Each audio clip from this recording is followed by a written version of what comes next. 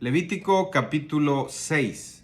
En este capítulo empieza hablando acerca de un pecado más, muy específico, por el cual hay que ofrecer una ofrenda expiatoria, y es el pecado de robar, ya sea a la fuerza o por engaño.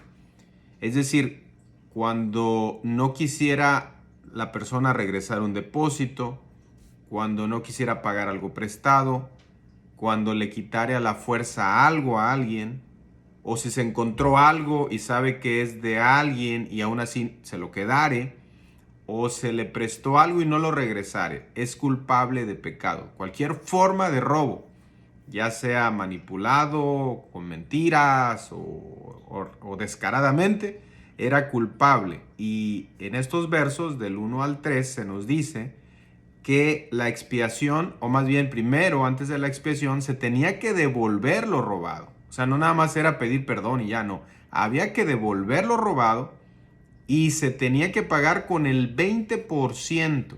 Se le tenía que agregar, era como una multa.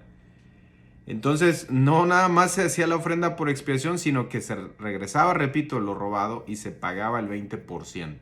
La ofrenda para expiar este pecado era un carnero sin defecto de los rebaños, conforme a tu estimación, dice el texto, y lo dará al sacerdote para la expiación.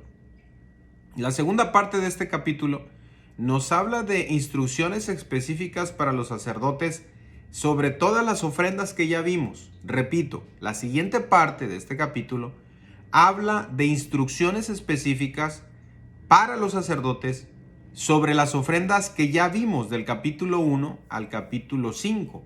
Así que del versículo 8 al 13 habla de la ofrenda de los holocaustos. Esta ofrenda ya fue tratada en el capítulo 1 y aquí parece ser que la repite, pero no, en realidad está dando algunas instrucciones específicas.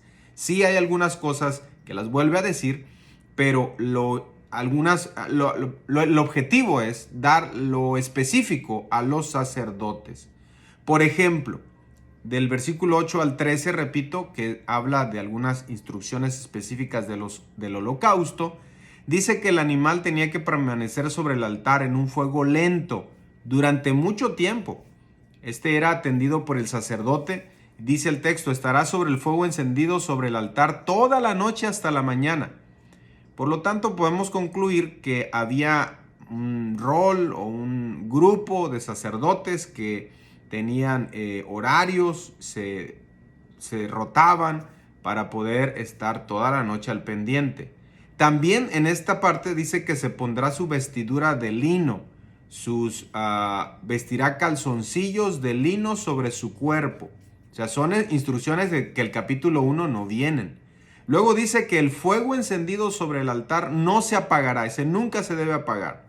Y por último, el sacerdote pondrá en él leña cada mañana. Había que estar abasteciendo de leña ¿cómo se llama? Donde se ofrecían el altar del sacrificio. Luego del verso 14 al 18 nos da también instrucciones específicas de la ofrenda de granos o de cereales.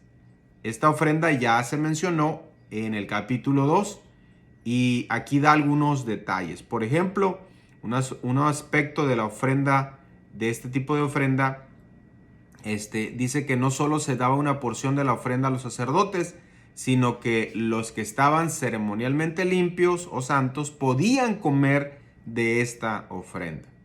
Del verso 19 al 23 se nos habla instrucciones específicas de la ofrenda de la vianda en la unción de los sacerdotes. Esto es muy aparte. Se da una instrucción acerca de cuando el sacerdote era ungido.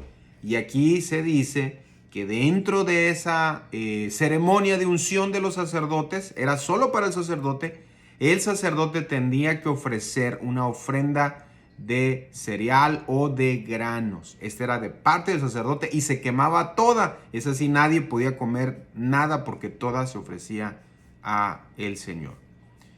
Y número 4, por último, hay unas instrucciones extras acerca del sacrificio expiatorio, del versículo 24 al 30. El sacrificio expiatorio ya fue descrito en el capítulo 4. Aquí solo se añaden algunos detalles adicionales. Por ejemplo, dice que el sacerdote que ofreciere esta ofrenda la comerá. Es decir, que el sacerdote tenía el derecho de comer ciertas partes del animal que se ofrecía. En el capítulo 4 se hace distinción entre el sacrificio expiatorio del sacerdote, todo Israel, por un gobernante, por la persona común.